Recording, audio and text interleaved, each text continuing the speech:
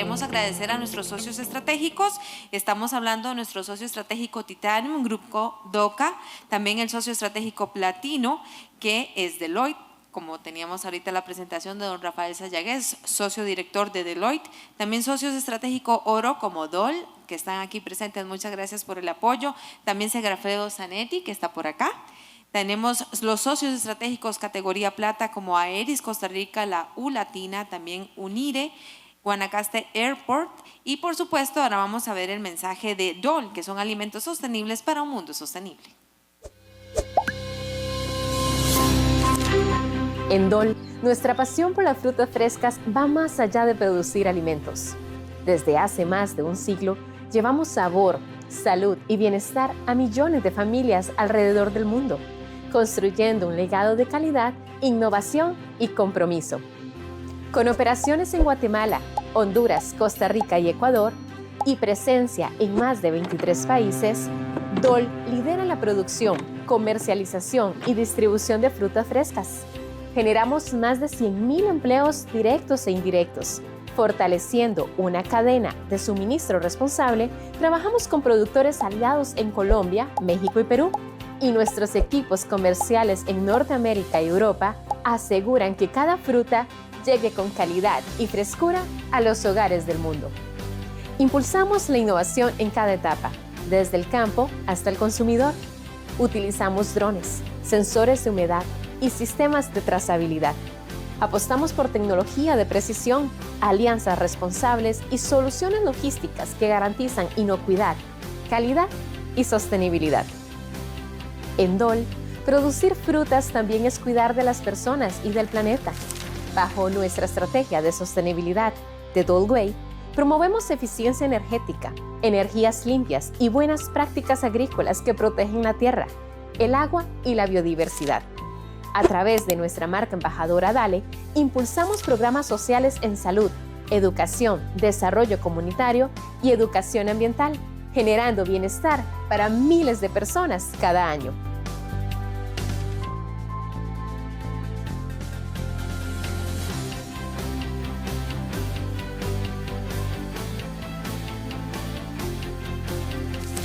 Seguimos transformando la manera en que el mundo disfruta de las frutas frescas. Con visión global y compromiso local, lideramos el camino hacia un futuro más saludable, sostenible y próspero para todos. DOL Frutas Frescas, alimentos sostenibles para un mundo sostenible. Cultivamos más que frutas, cultivamos futuro.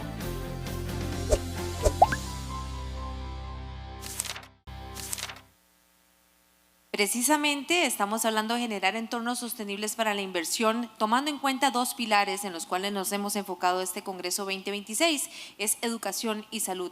Vamos a iniciar con el análisis de salud y qué mejor manera de hacerlo, y invito a pasar al escenario y con un aplauso por favor a don Esteban Durán, coordinador de investigación del Estado de las Capacidades en Ciencias, Tecnología e Innovación del Programa Estado de la Nación.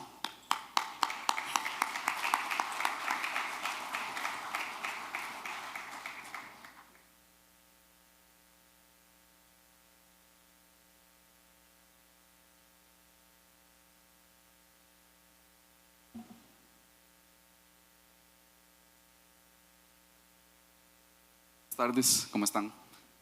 Muchísimas gracias por la invitación y por este espacio. Bueno, cuando me pidieron que hiciera esta presentación, la primera pregunta que me hice es ¿cómo cuento esta historia?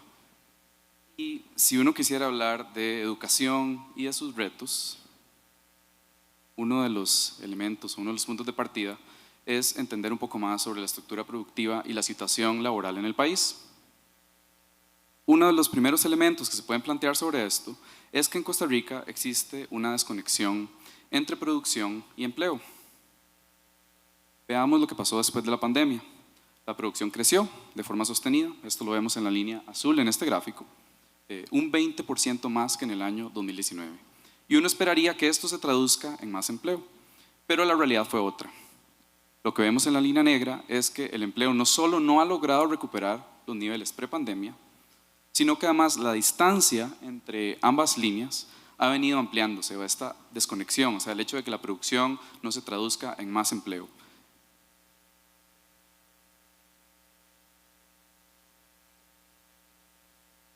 Y cuando tratamos de explicar por qué esto está pasando, hay que volver a algo que el programa Estado de la Nación ha estado diciendo desde hace rato, que la economía tiene un carácter dual, la economía costarricense. Tenemos el régimen especial, que es el más dinámico, es el motor encendido, el que lleva la batuta en términos de crecimiento, y el régimen definitivo, que es el motor más lento de la economía. ¿Qué es lo que pasa? Este motor más lento es el más grande, acumula el 85% de la producción, mientras que el régimen especial acumula el 15% de la producción y un 12% del empleo. Básicamente uno podría argumentar que bueno, este motor más dinámico no está siendo suficiente para llevar prosperidad a las grandes mayorías. También hay que agregar que no todos los sectores crecen por igual. Entonces tenemos sectores que son intensivos en empleo, como por ejemplo turismo o construcción, que lo vemos acá en la línea naranja y negra, que crecen por debajo del promedio de la economía. Ahora, veamos qué está pasando en términos del mercado laboral. 3 puntos rápidos. Primero, tenemos varios años de gran inestabilidad en la generación de empleo.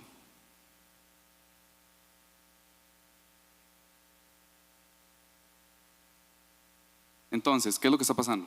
Si vemos aquí el área azul, es la cantidad de personas ocupadas, la variación en la cantidad de personas ocupadas. Vemos que hay subidas y bajadas más intensas durante la pandemia, pero que vienen desde hace rato. En segundo lugar, esto se combina con más personas fuera de la fuerza de trabajo. Un tercer elemento es que detrás de las bajas del bajo desempleo tenemos grupos que siguen estando en desventaja. Por ejemplo, las personas jóvenes, las mujeres. Los números que tenemos nos dicen que una mujer tiene 39 puntos menos de probabilidad de conseguir empleo que un hombre, y que una persona joven tiene 24 puntos menos de probabilidad de conseguir empleo que una persona de mayor edad.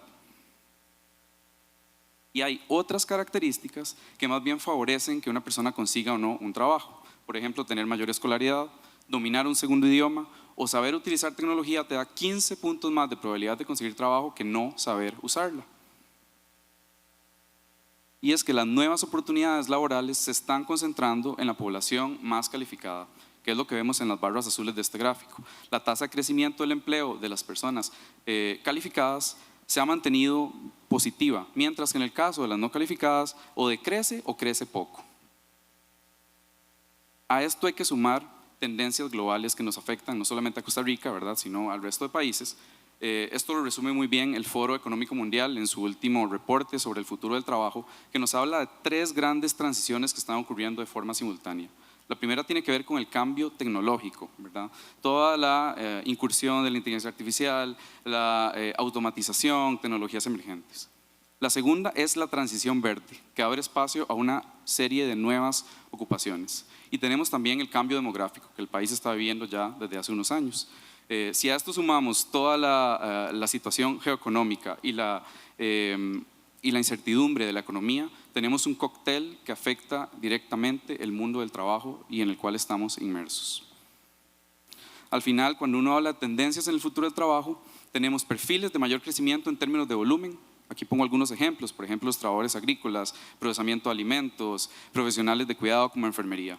Tenemos otros perfiles que tendrán un crecimiento más dinámico, o sea, en términos porcentuales, especialistas en Big Data, ingeniería de software, inteligencia artificial, Machine Learning. Y además tenemos una serie de habilidades que van a ser requeridas ahorita y otras que se van a requerir en los próximos años. Y entonces uno se pregunta, ¿qué implica esto para la educación de un país como Costa Rica? Uno podría hablar de implicaciones para todo el sistema educativo, pero a mí me gustaría concentrarme en una parte que es estratégica y es la educación técnica. ¿Por qué? Porque bueno, en este contexto tiene más sentido que nunca hablar sobre educación técnica por su objetivo de formar personas con los conocimientos, con las habilidades, con las destrezas para el mundo del trabajo, de forma tal que sea posible mejorar su empleabilidad, cerrar brechas sociales, apuntar a un mejor bienestar y por supuesto al añorado desarrollo humano sostenible. Las mismas encuestas de la UCAEB lo dicen, el talento técnico está entre los perfiles más difíciles de conseguir, por encima de los no calificados, por encima incluso del talento profesional. Bueno, ¿cuál es la situación actual de la educación técnica en Costa Rica? ¿Se está cumpliendo esta aspiración de formar el talento, de cerrar brechas? La respuesta en corto es que no se está cumpliendo, y si uno quiere una respuesta larga hay que ir a revisar varios datos. El escenario actual es bastante complejo. Tenemos una combinación de baja cobertura a nivel educativo que se combina con una menor inversión. Dejamos de crear nuevos centros de formación y además se están graduando menos personas. Este es el escenario de la educación técnica que vive el país ahorita.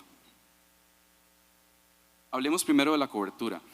La cobertura no solamente es muy baja, sino que está estancada desde hace más de 3 décadas. Este gráfico muestra la distribución de la población de 18 a 64 años de edad según nivel educativo.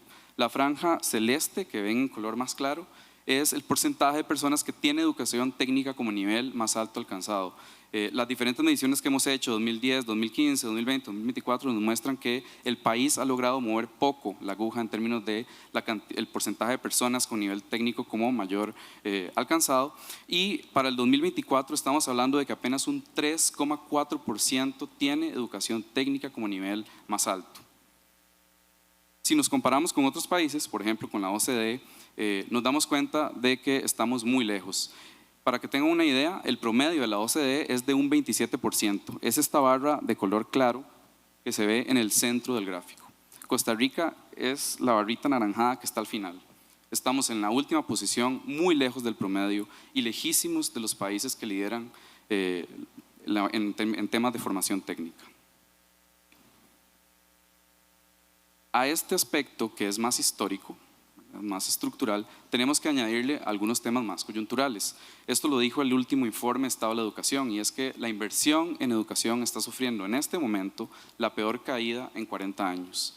Estamos hablando de que la educación está pagando los platos rotos del ajuste fiscal del Estado costarricense, y esto nos lleva a niveles de inversión que, si se cumplen las proyecciones, serían cercanos a los que teníamos en la década de los 80s.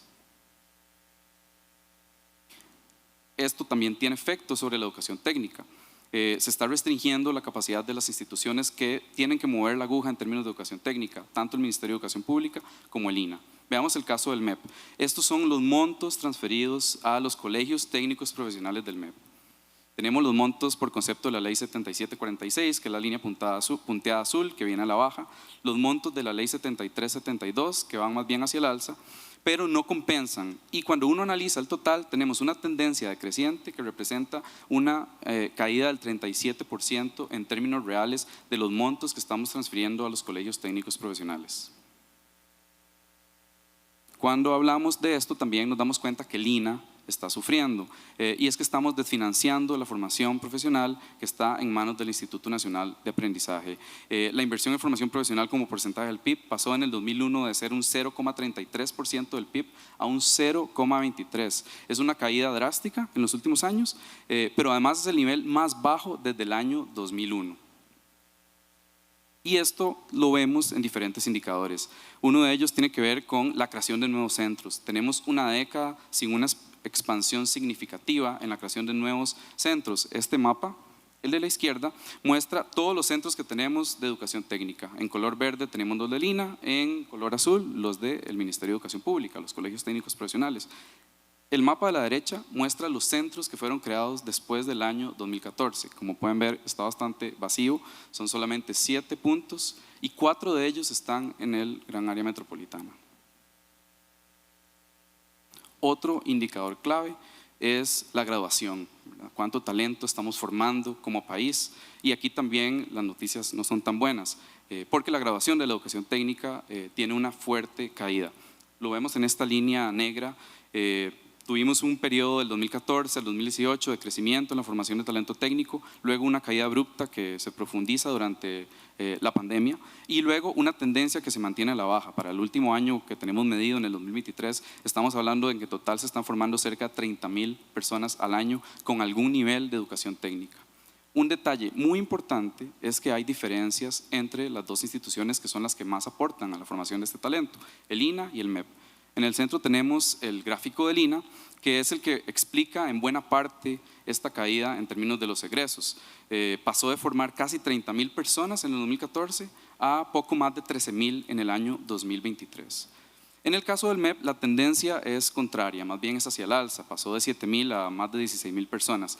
Eso sí, hay una leve caída al final de la serie, que es un llamado de atención y que es algo que hay que atender. Cuando uno ve estos datos, creo que la primera pregunta es qué pasó en el caso de Lina, y aquí vale la pena detenerse unos minutos.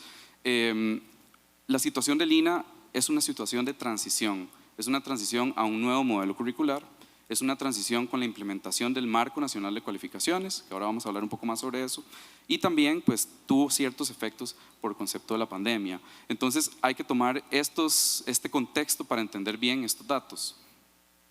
Además, la dinámica de Lina es bastante particular. Por un lado, porque su mandato no es solamente formar talento con algún nivel de cualificación en estos programas más estructurados, sino que también tiene una parte del mandato que responde a certificados, los famosos certificados como por ejemplo el de manipulación de alimentos, que también es parte de las labores que le hemos puesto a Lina. Entonces, el Lina tiene que repartir su energía, su presupuesto entre ambas funciones, y eso pues genera cierta fricción. Además, un detalle también interesante es que en el caso de Lina tenemos una subida en los programas que no otorgan ningún nivel de cualificación. Y esto tiene que ver porque Lina ha hecho un redireccionamiento en la formación de personas que en programas de inglés.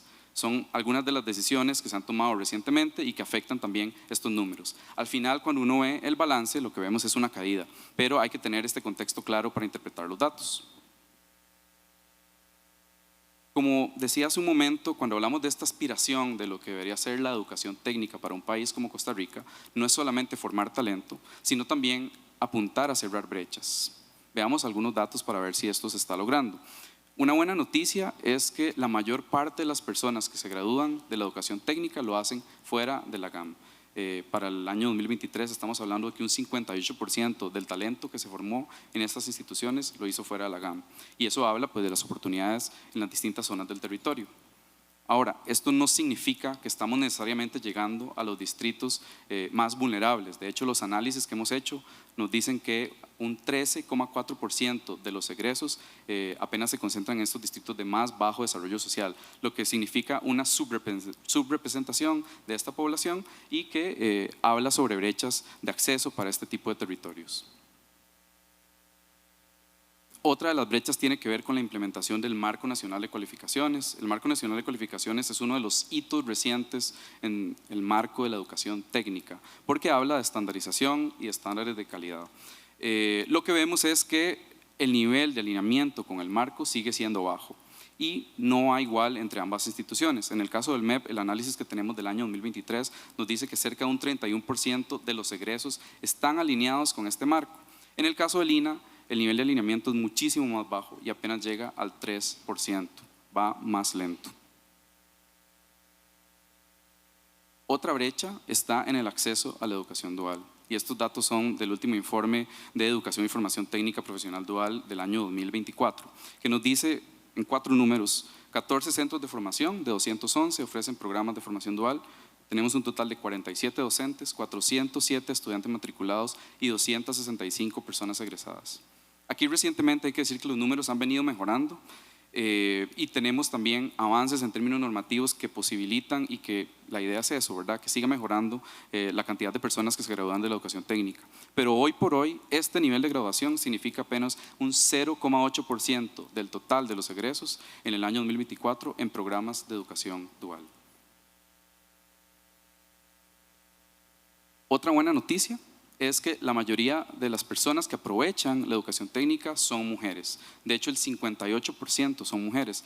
Eso sí, hay que decir que tenemos áreas como por ejemplo las de ciencia y tecnología, las STEM, sectores como en turismo, donde el porcentaje de participación femenina es bastante bajo y ronda apenas el 30% o menos. Más allá de estas brechas, otra pregunta crítica es si se está formando el talento en las áreas y con las habilidades que el sector socioproductivo realmente está demandando. Aquí ya estamos hablando más de un tema de pertinencia. Responder esta pregunta es bastante difícil en Costa Rica, porque uno de los grandes retos y los grandes vacíos que tenemos como país es que todavía no contamos con información sistemática, confiable y actualizada de la demanda, con un sistema que nos permita llevarle el pulso a la demanda. Y ojalá pues con algún tipo de enfoque territorial. Esto no existe. Entonces voy a hacer algunos ejercicios con la data que tenemos disponible para mostrarles el potencial y cómo se puede utilizar esto para analizar sectores específicos o para analizar zonas o territorios específicos.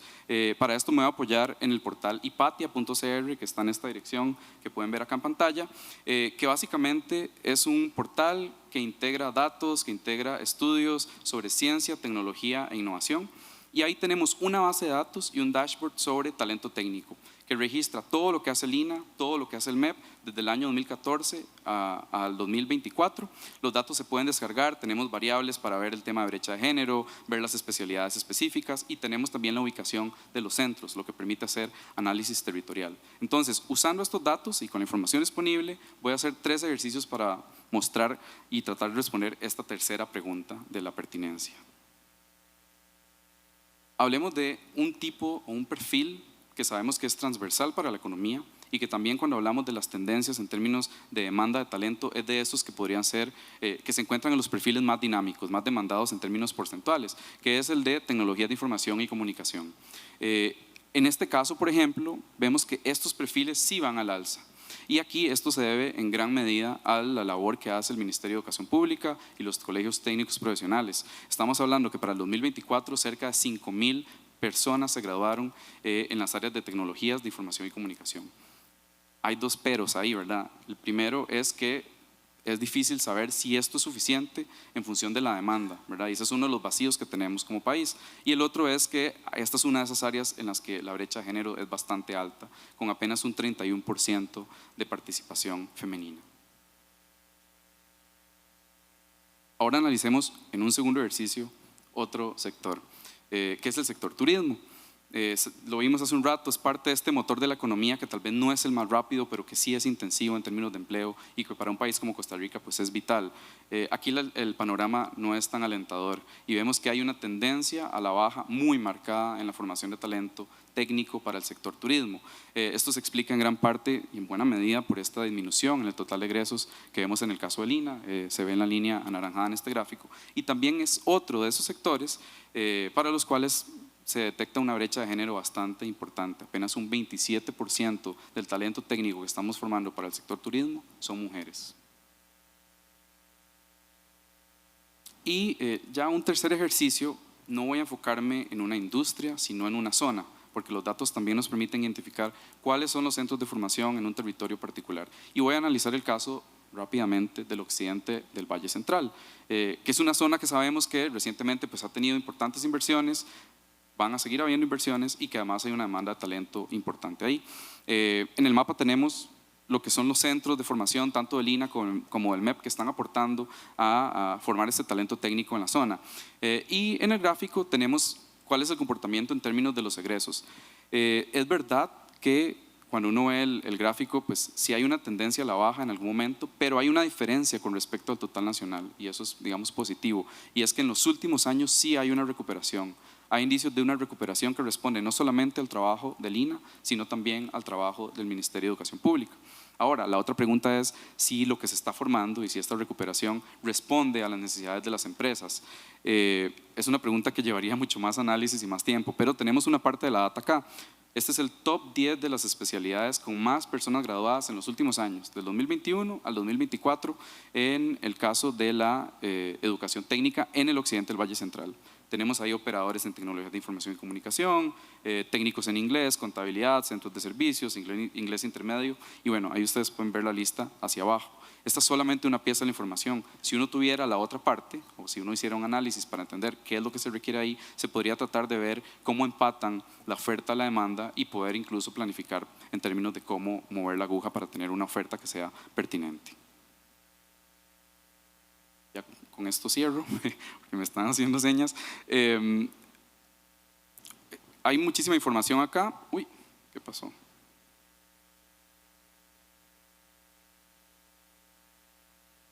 Ahí estoy, perdón.